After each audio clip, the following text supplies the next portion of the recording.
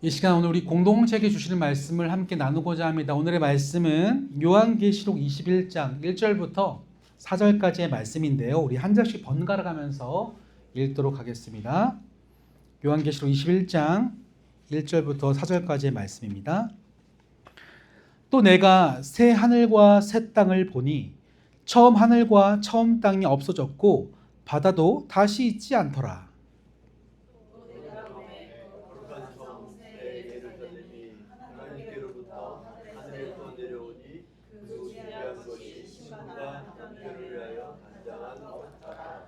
내가 들으니 보좌에서 큰 음성이 나서 이르되 보라 하나님의 장막이 사람들과 함께 있음에 하나님이 그들과 함께 계시리니 그들은 하나님의 백성이 되고 하나님은 친히 그들과 함께 계셔서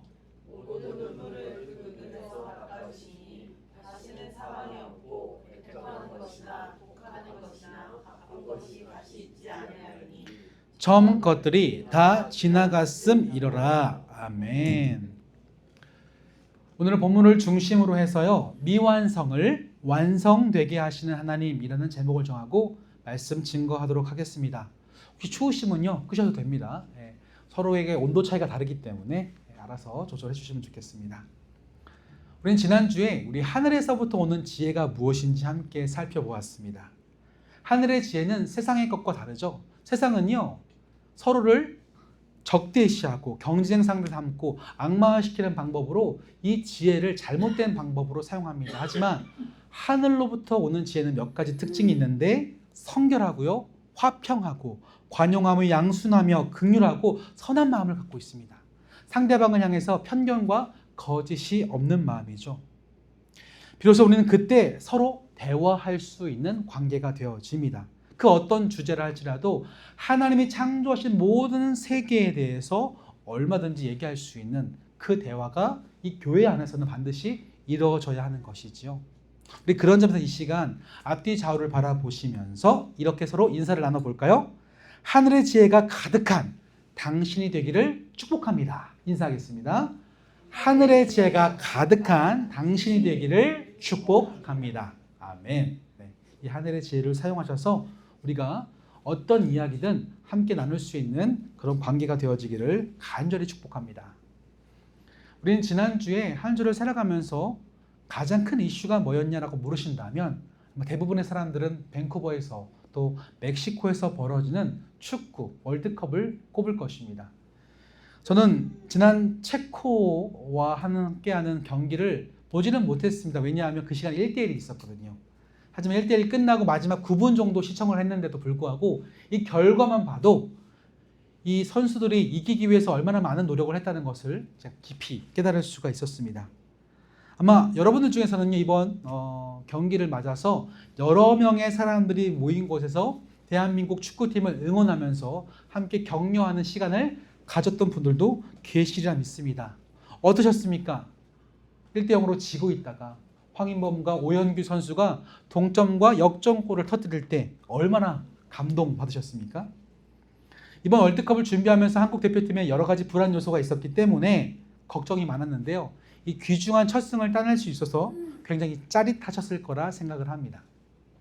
그럼 저는 지난 한 주를 돌아보면서 저는 개인적으로 저를 더 주목하게 만들고 제가 좀 더 열광했던 사건이 있는데요. 그것은 멕시코 과달라가 아니라 저는 스페인 바르셀로나에 저의 시선이 머물러 있었습니다. 왜냐하면 바로 그곳에 저의 관심을 갖고 있는 제가 관심을 갖고 있는 건축물이 서 있기 때문입니다. 바로 사그라다 파밀리아죠.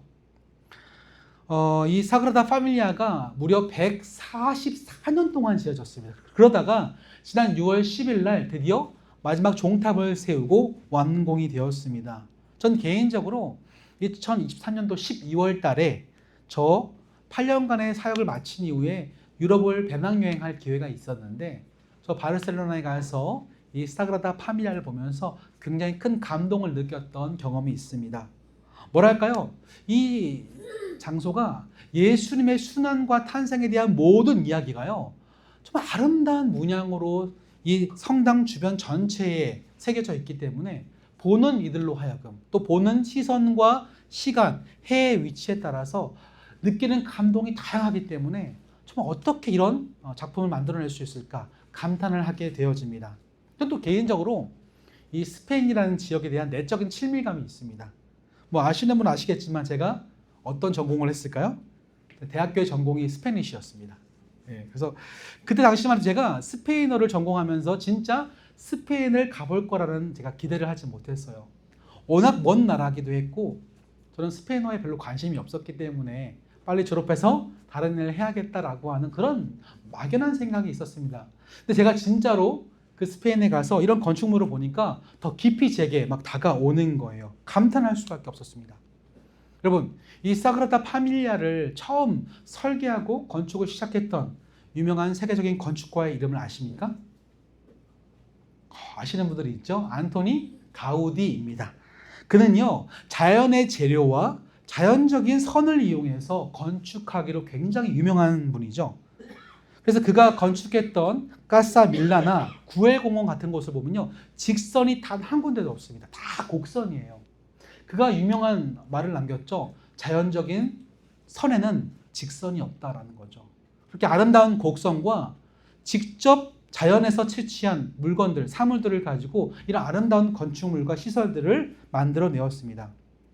때문에 이런 방법들은 이 가우디가 이 사그라다 파밀리아를 설계할 때도 적용이 되었죠. 이 기하학적인 모양을 설계할 때 어떤 방법으로 설계를 처음에 뼈대를 잡았을까요? 그것은 바로 실을 이용했다고 하는 거죠.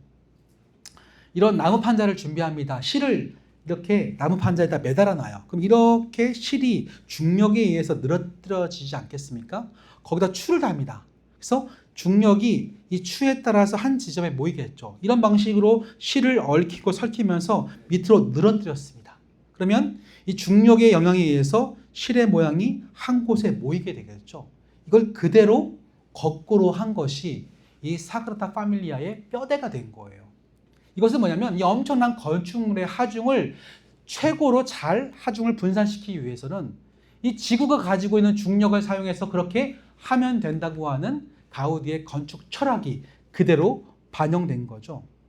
근데 안타깝게도 가우디가 이 성당을 끝까지 건축하지 못하고 만 73세, 74세의 일기로 세상을 떠납니다. 불의의 사고를 당해요. 전차에 치입니다. 그가 사망할 때에 이 성당은 채 15%가 지어지지도 않았습니다. 더군다나 몇 년 후에 스페인의 내전이 발생하는데 이 스페인 내전 때에 가우디가 설계했던 설계 도면과 이것을 본뜬 도형이 다 불에 타 사라집니다. 그래서 그때부터 사람들은 걱정했죠. 이 미완성의 건축물이 과연 완성될 수 있을까라고 하는 거죠. 정말 다행히도 그 이후에 뛰어난 건축 기술의 발달, 3D 기술과 수많은 이 가우디의 이 제자들의 노력으로 말미암아 7명의 수석 건축 디자이너와 수업 많은 다른 보조 사람들의 도움으로 말미암아 드디어 지난 6월 10일 144년 만에 이 가우디가 만든 사그라다 파밀리아가 완공된 것입니다. 저는 이 완공식을 보면서 여러 가지 감정이 좀 교차했습니다. 우리 교회 이름이 뭐죠? 지어져 가는 교회. 이 에베소서 2장 20절 말씀으로 함께 지어져 가게 하시니라 그 은혜를 사모하면서 이 이름을 우리에게 주셨는데요. 처음 이 이름을 지을 때 좀 걱정이 있었어요. 이 걱정은 최근에 현실됐습니다. 어떤 분이 제게 그런 말씀을 하시더라고요. 목사님, 제가 아는 지인이 우리 교회 이름을 알려달라고 하길래 지어져가는 교회라고 말했으면 이 얘기를 해줬습니다. 그때 그 상대방이 뭐라고 하는지 아십니까? 지어져가는 교회요? 뭔가 이상한데? 이름 들어보니까 지어져 가다가 말 것 같은데요? 라고 얘기했어요. 그래서 못 오겠습니다 그랬대요. 오해하지 마십시오. 제가 충격을 받은 부분은 교회 이름 때문에 못 왔다가 아니라 지어져 가다 말 것 같아요 라는 요 포인트에서 제가 좀 약간 긁혔어요. 여러분, 실제로 여러분 살다 보면요, 여러분이라는 한 교회가 진짜 완성될 거라고 믿으십니까? 완벽하게 지어져 갈 것 같으세요? 특별히 우리가 살아가면서 하나님의 특별한 은혜를 경험하고 사랑을 경험하면 할수록 나의 연약함이 드러나기 때문에 그때 우리는 우리 자신의 모습에 의구심을 갖게 됩니다. 하나님이 나를 이렇게 사랑해 주셨음에도 불구하고 나는 이렇게 바보같이 또 실수하고 또 하나님을 멀리하고 찾지 않고 같은 잘못을 반복하면서 왜 이렇게 맨날 다람쥐 쳇바퀴 돌아가듯 실수하고 있을까? 나 자신의 연약함 때문에 우리는 많이 좌절합니다. 여러분, 저만 그럴까요? 얼마 전에 한 성도님이 제게 이런 말씀을 해주셨어요. 자기가 너무 싫대요. 머리로는 하나님을 알고 하나님을 의지해야 하는 것도 아는데요. 자꾸만 하나님을 찾지 않는 자기 모습이 너무 실망스러워서 자기가 너무 밉대요.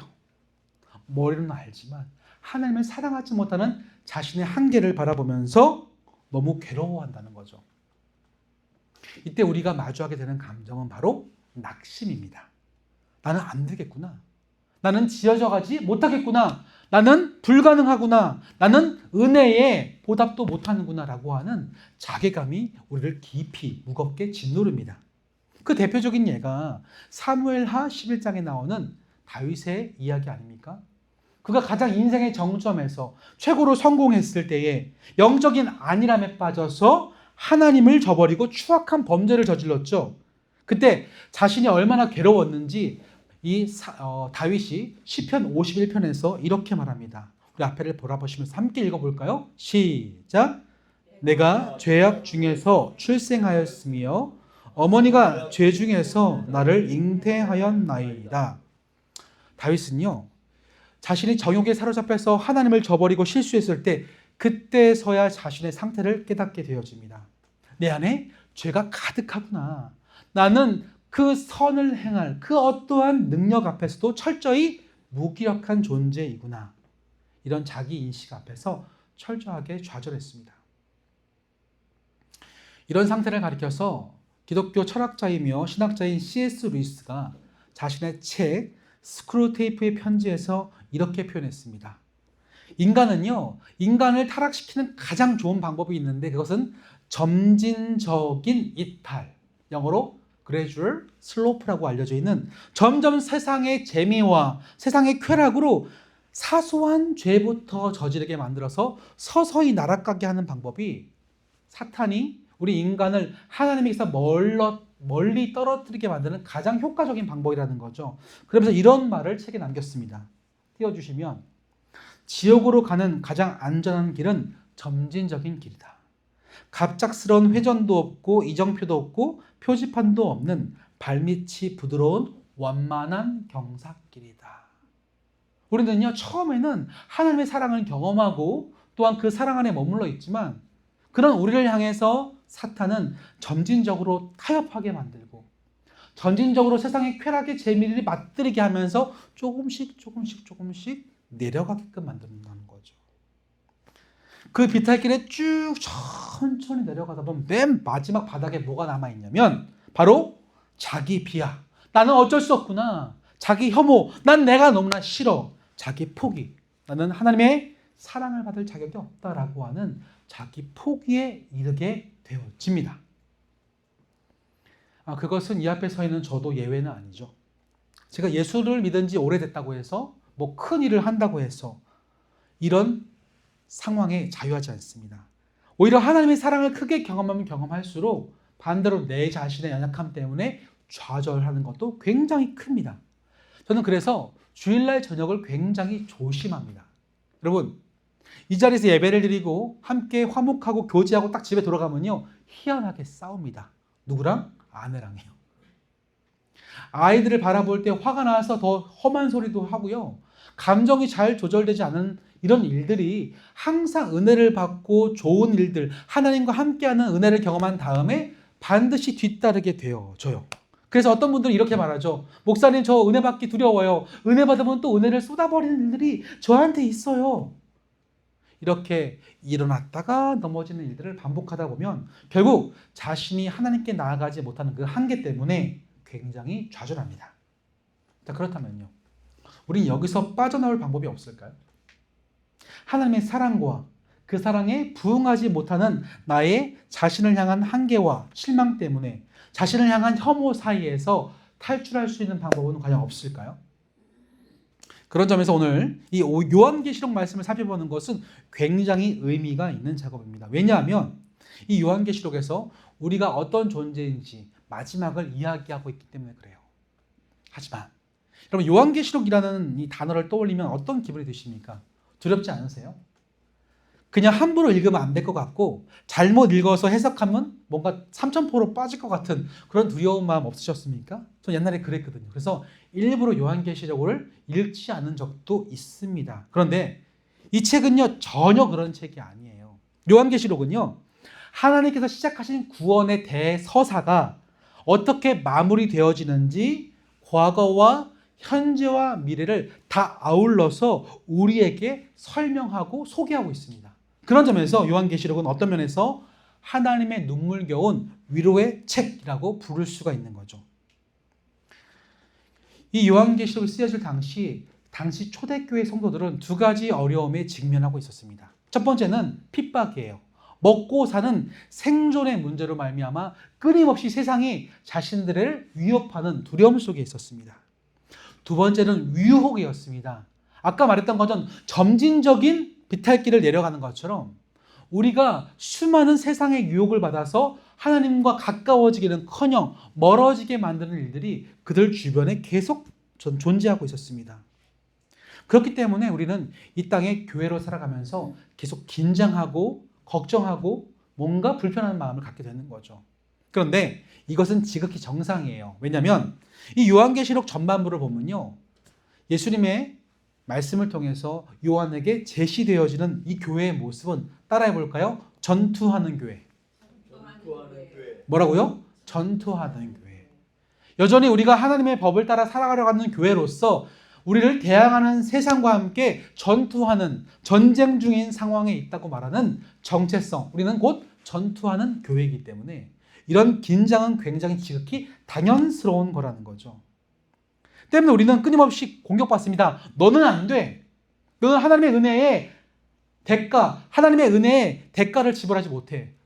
부응하지 못해. 너는 은혜 받을 자격도 없어. 라고 하면서 끊임없이 우리를 공격하고 넘어질 때마다 우리를 정죄하고 끊임없이 생존의 문제와 우리의 유혹의 문제로 말미암아 자꾸만 넘어지게끔 우리를 계속 공격하고 있습니다. 그래서 우리가 결국 나를 포기하고 그 밑바닥으로 내려가도록 끊임없이 우리를 종용하고 있는 거죠.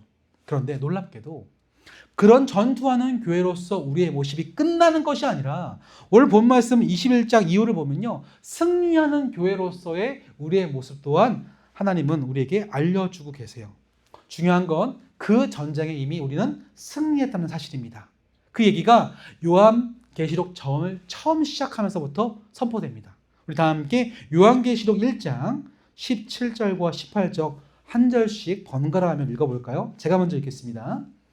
내가 볼 때에 그의 발 앞에서 엎드려져 죽은 자 같이 되매 그가 오른손을 내게 얹고 이르시되 두려워하지 말라. 나는 처음이요 마지막이니 곧 살아있는 자라 내가 전에 죽었었구나. 볼지어다 이제 세세토록 살아있어 사망과 음부의 열쇠를 가졌노니. 무슨 말이냐면 지금 환상을 보는 중에 요한에게 예수님이 나타나셔서 이렇게 말씀하시는 거죠. 내가 전에 죽었노라. 볼지어다 이제 세세토록 살아있어도 사망과 음부의 열쇠를 누가 갖다? 예수님께서 갖고 계신다. 이 말은 무슨 뜻이냐면 과거에 우리는요, 이 사망의 죽음의 권세를 붙잡고 있는 사탄 때문에 죽음을 두려워할 수밖에 없는 존재였다는 거죠. 그러니까 우리는 모든 걱정이 죽음으로 귀결됩니다. 내가 오늘 살아갈 걱정을 하는 것도요, 내가 일상을 살아가면서 걱정하는 모든 것도 결국 죽음에 대한 거예요. 그 궁극적으로는 이 죽음과 우리를 유혹하는 이 모든 사망의 권세가 본래는 사단에게 붙잡혀 있었는데 놀랍게도 이 사망의 권세를 깨뜨리시고 그 열쇠를 가지고 오신 분이 있으니 바로 예수님이시라는 거죠. 때문에 그 예수님을 믿는 자들은 우리가 죽음에서 끝나는 것이 아니라 내가 죽는 것으로 끝나지 않고 반드시 살아난다는 부활의 신앙을 갖게 됩니다. 그때부터 그리스도인들은요, 죽음을, 생존을, 유혹을 두려워하는 것이 아니라 나는 죽어도 다시 살아난다고 하는 부활의 믿음으로 매일매일 죽음을 이길 수 있는 능력을 갖추게 된 거죠. 때문에 세상에 두려움의 생존의 문제, 핍박, 유혹하며 우리를 하나님과 멀어뜨리게 만드는 이 모든 문제들도 결국은 끝날 때까지 우리가 완성할 수 있는, 회복될 수 있는 여지가 있다고 하는 거죠. 그래서 이제는 전투하는 교회가 아니라 승리하는 교회로서 우리가 존재한다는 말씀이 오늘 본문 21장부터 시작되는 거예요. 자, 그렇다면 이 땅에 승리하는 교회로서 우리는 어떤 상태가 될지를 함께 본문 21장 1절을 함께 읽으면서 확인해 볼까요? 21장 1절입니다. 시작. 또 내가 새 하늘과 새 땅을 보니 처음 하늘과 처음 땅이 없어졌고 바다도 다시 있지 않더라. 아멘. 무엇과 무엇이 있다고요? 새 하늘과 새 땅을 봤대요. 이걸 한자로 말하면 뭐죠? 새 하늘과 새 땅.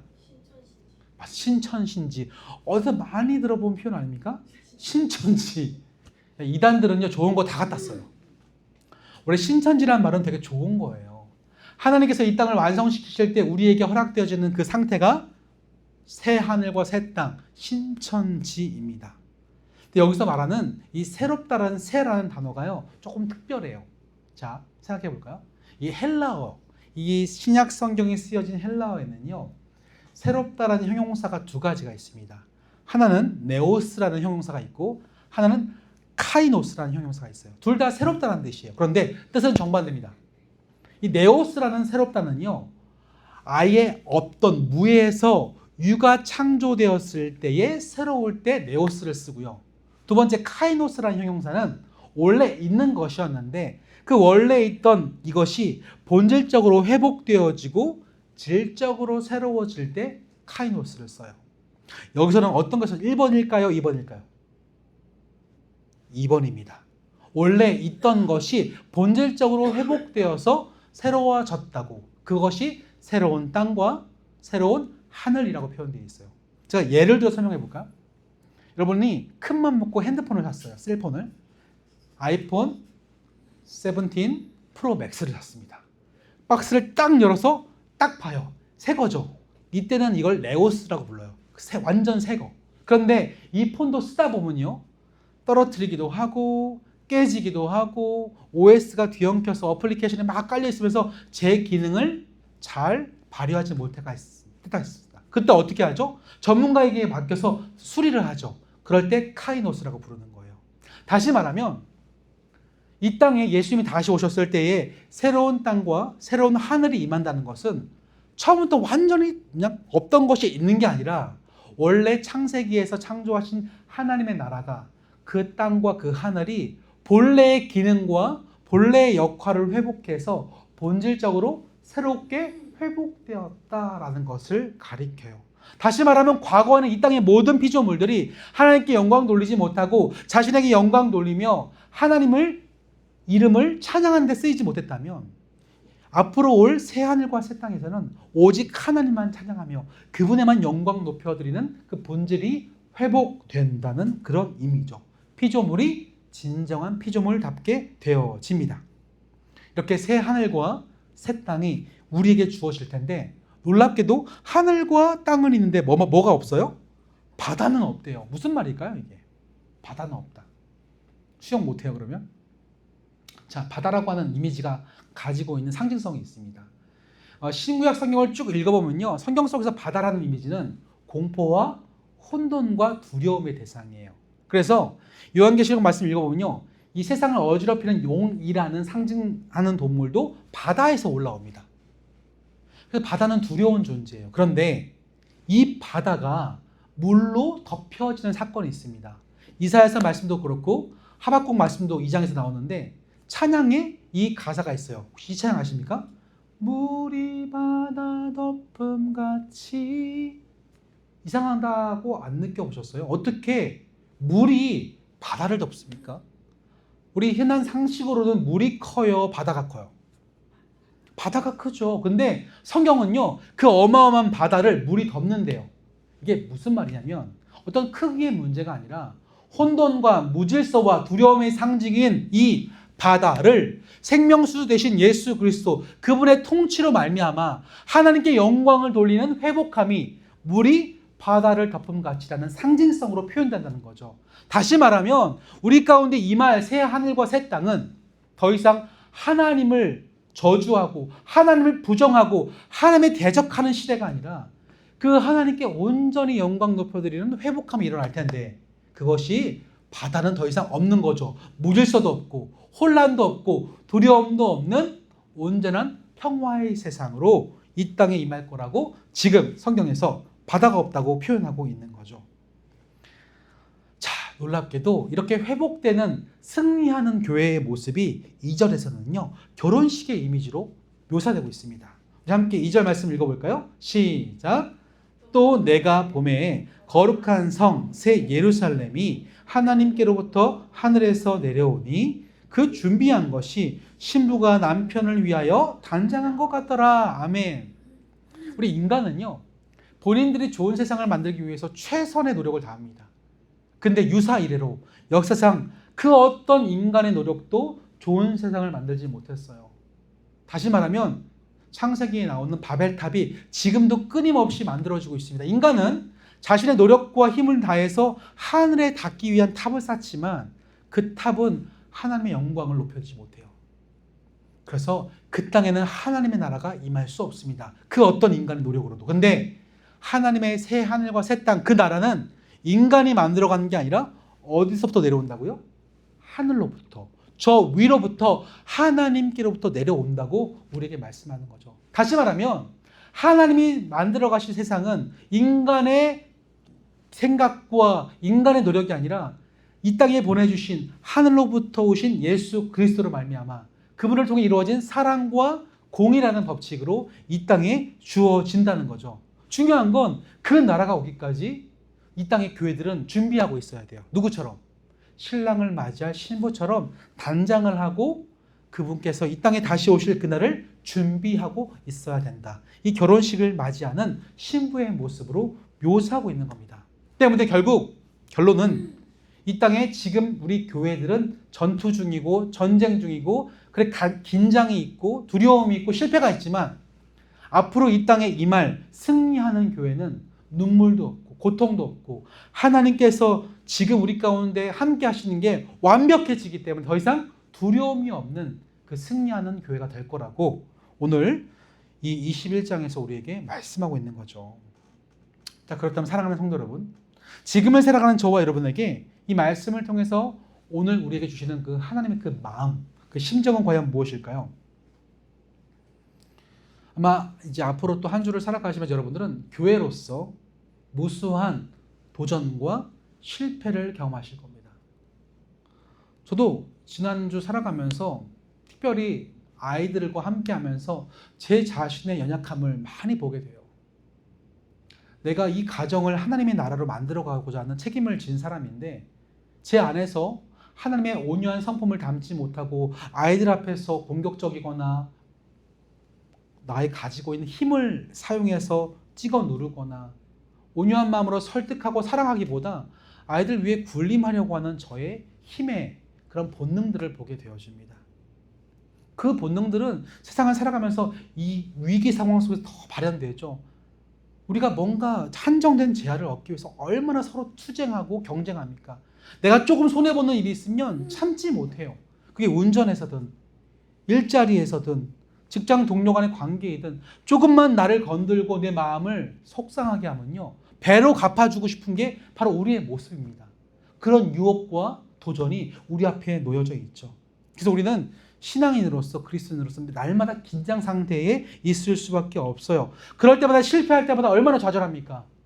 내가 좀 잘해야 되는데 또 사랑해야 되는데 섬겨야 되는데 그렇게 못 사니까 너무 좌절하게 되어지는 거죠.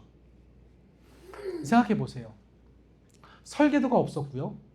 그 최초의 설계자인 안토니 가우디가 죽어도 사그라다 파밀리아는 결국 지어졌습니다. 하물며 이 땅에 이 교회를 설계도를 갖고 계시고 설계의 처음부터 마지막까지 책임지신 우리 하나님이 지금 죽은 하나님이십니까? 아니죠. 그 하나님은 지금도 뭐 하세요? 살아계세요. 살아계시기 때문에 여러분이라는 한 사람 한 사람의 교회를 결코 포기하지 않으시고 처음 시작하신 그 시작대로 마지막 완성되어질 때까지 미완성을 완성으로 완벽하게 이루실 거라는 거죠. 때문에 여러분 살아가시면서 실망하고 자신에게 좌절하고 내가 너무나 혐오스럽고 나는 안 되겠어라고 포기하고 싶은 순간에도 우리가 의지할 분은 여러분의 잘못과 여러분의 의지가 아니라 결국 하나님밖에 없다는 거예요. 나를 승리하는 교회로서 완성시키실 그 하나님을 바라보면서 매일매일 순종을 다짐하다 보면 어느샌가 나라는 교회가 이쯤 오게 되어 있고 모르는 사이에 더 올라가 있고 마지막에 최후 완성되는 모습을 우리가 다 확인하게 되어진다는 거죠. 물론 그때 이르기까지 우리는 굉장히 힘듭니다. 매일매일 핍박과 유혹이라고 하는 두 가지 긴장 상태 속에서 우리는 갈등하게 되어집니다. 때로는 남몰래 눈물 흘릴 때도 있고요. 참고 인내하면서 괴로울 때도 있어요. 자, 그럴 때 우리 주님께서 뭐라고 말씀하실까요? 우리에게 위로를 주신다고 약속하십니다. 마지막 요한계시록 21장 4절 우리 다 함께 읽어볼까요? 시작. 모든 눈물을 그 눈에서 닦아주시니 다시는 사망이 없고 애통하는 것이나 곡하는 것이나 아픈 것이 다시 있지 아니하리니 처음 것들이 다 지나갔음이러라. 아멘. 분명 여러분들이요 제대로 지어지려고 하면 눈물 짓는 일들이 있습니다. 힘든 일이 있어요. 저와 1대1 하는 어떤 한 분이 계신데 날마다 울어요. 그게 삶 속에서 어려운 문제가 있기 때문에 그렇습니다. 자신의 힘으로는 해결하지 못하는 이 문제가 있는데 맨날 아파하는데 정작 그 문제를 해결할 수는 없어요. 그래서 저를 함께 만나면 그냥 웁니다. 우는 게 거의 절반이에요. 그걸 바라보는 저도 너무 힘들어요. 왜냐하면 울어주는 것밖에 할 수 있는 게 없습니다. 당장 찾아가서 그 문제를 해결하고 싶은데 그건 제가 할 수 없는 영역이더라고요. 그저 함께 울어주고 맛있는 거 먹고 다독여주고 같이 이야기 들어주는 것밖에 할 게 없어요. 그런데 매일매일 포기하지 않고요. 우리가 주님 안에서 주님의 길을 걸어가려고 하다 보면 이런 눈물 짓는 일들이 있음에도 불구하고 우리가 그 눈물을 두려워하지 않을 것은 오늘 이 마지막 위로의 말씀 때문에 그렇습니다. 그때 우리의 모든 눈물을 닦아주신다는 거예요.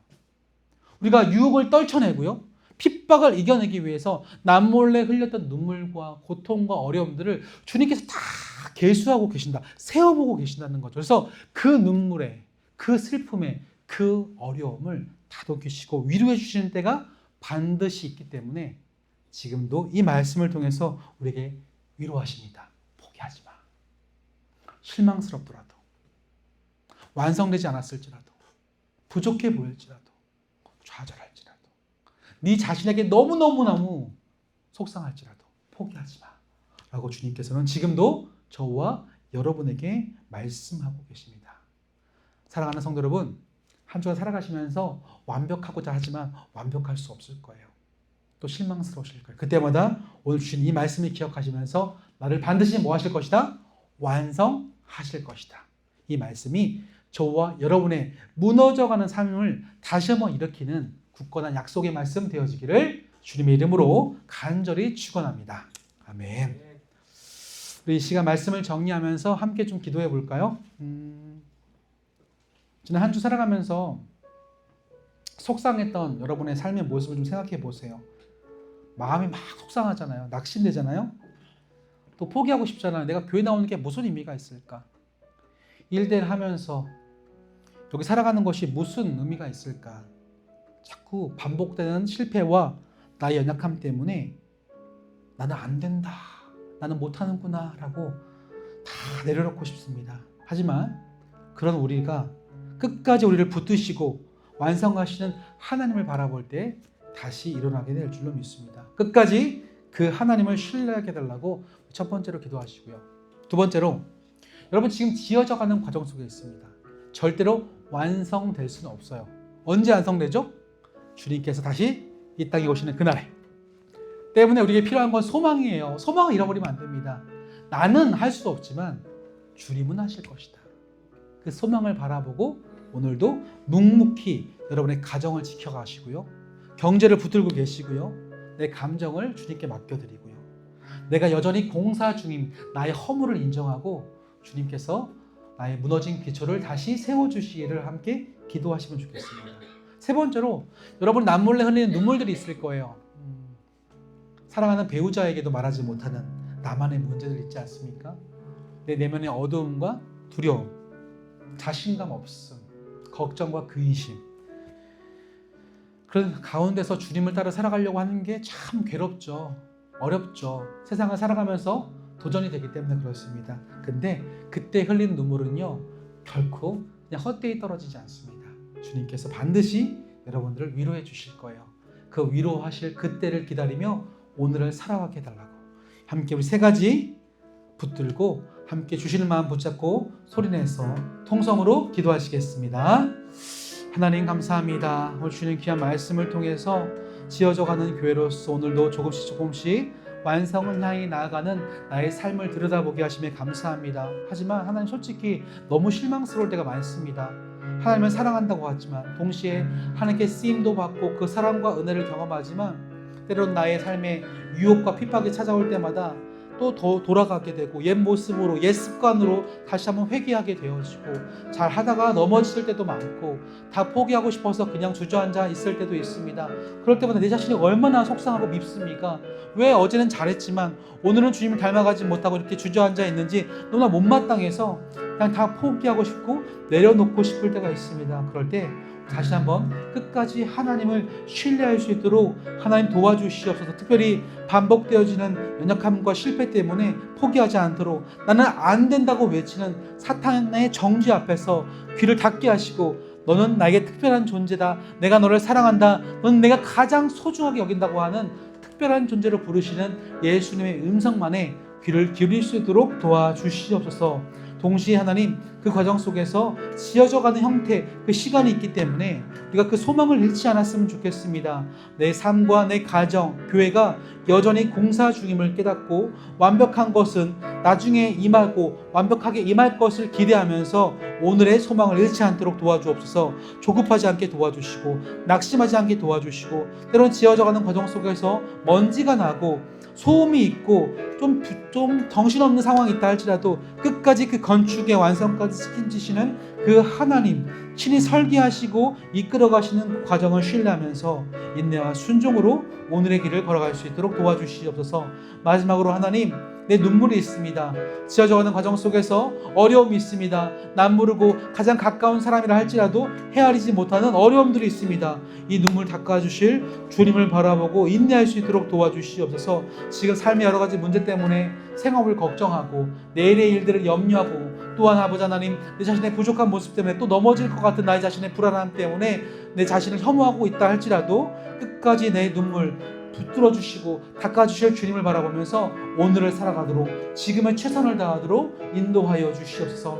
그것만 주님께서 우리에게 허락하신 길입니다. 지금은 전통하는 교회지만 마지막에는 반드시 승리하는 교회로서 우리를 세워주실 겁니다. 이 믿음 가지고 우리 모두가 살아갈 수 있도록 한 주를 맞이할 수 있도록 은혜를 나리워 주시옵소서. 주님을 신뢰합니다. 주님을 믿습니다. 주님 도와주시옵소서.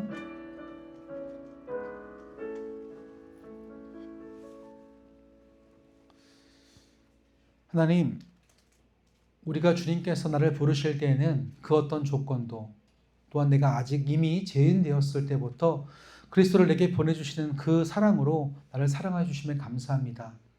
하지만 이 놀라운 구원의 진리를 깊이 깨닫지 못하고 때때로 주님의 사랑을 경험한 이후에 넘어지고 좌절하는 나의 모습 때문에 내가 얼마나 내 자신을 혐오하고 실망스럽게 여기는지요. 그래서 내가 더 이상 예배할 필요가 없고 교회 갈 이유가 없고 말씀을 펼칠 능력도 없고 의지도 없을 때에 우리는 그저 주저앉아 신음하며 눈물 흘립니다. 그러나 그 가운데서 우리가 잊지 말아야 한 가지는 내가 지금도 여전히 지어져 가고 있다는 사실입니다. 나는 결코 이 땅에서 완성될 수는 없지만 하나님의 붙들림만 될 때 끊임없이 계속적으로 지어져 가는 과정인 것을 우리 다시 한번 믿고 고백합니다. 비록 지금은 전투하는 교회로서 때때로 내가 유혹도 받고 핍박도 당하지만 그래서 흔들리지만 최종적으로는 결국 완성될 그날에 우리 승리하는 교회로서 우뚝 서게 될 줄로 믿습니다. 이 미완성인 나를 완성되게 하시는 하나님이 오늘도 나와 동행하고 계시오니 바라건대 비록 눈물 흘리며 힘들며 고통은 받는다고 할지라도 나의 지어져가는 과정은 결코 중단되지 않아야 할 줄로 믿기에 오늘도 주님을 믿고 신뢰하면서 우리 모든 성도들이 날마다 지어져 갈 수 있도록 도와주시옵소서. 우리를 완성하실 하나님을 찬양하고 기대합니다. 오늘도 완성의 설계되신 우리 예수 그리스도를 의지하여 나아갑니다. 성령 하나님 인도하여 주옵소서. 이 모든 간구 지금도 우리를 계속적으로 지어가시는 예수님 이름으로 축복하며 기도드립니다. 아멘.